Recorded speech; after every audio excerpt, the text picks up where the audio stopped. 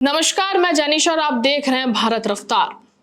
कल्पना कीजिए आप सुबह उठते हैं लेकिन सिर में भारीपन और थकान आपको जकड़ लेती है। आप इससे रोजमर्रा की भागदौड़ का नतीजा मानकर उसे नजरअंदाज कर देते हैं, लेकिन असल में ये आपके शरीर में हाई ब्लड प्रेशर और डायबिटीज की चुपके से बढ़ती साजिश हो सकती है। भारत के हर तीसरे व्यक्ति को हाई बीपी और हर छठा व्यक्ति डायबिटीज का शिकार है और दोनों का गहरा रिश्ता अब वैज्ञानिकों की चिंता भी बन गया है।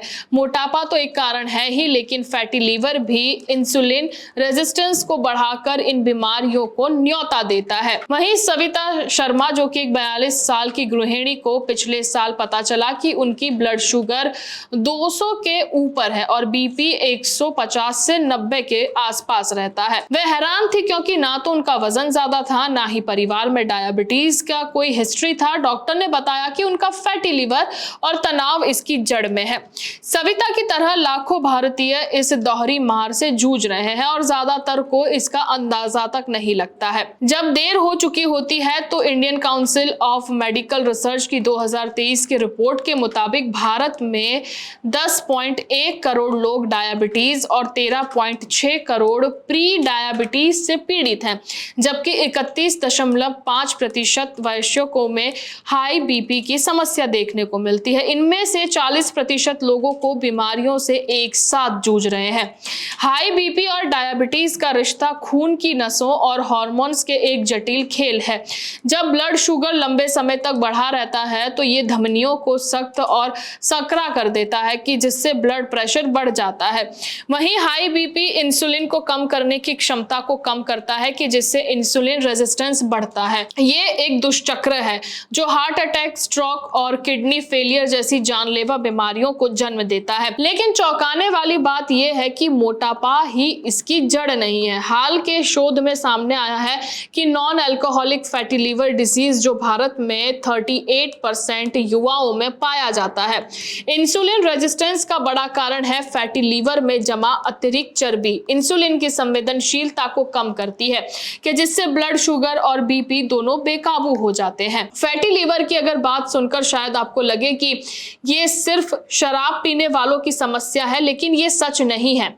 अनहेल्दी खानपान, फास्ट फूड और बैठे रहने की जीवन शैली ने इसे आम बना दिया है।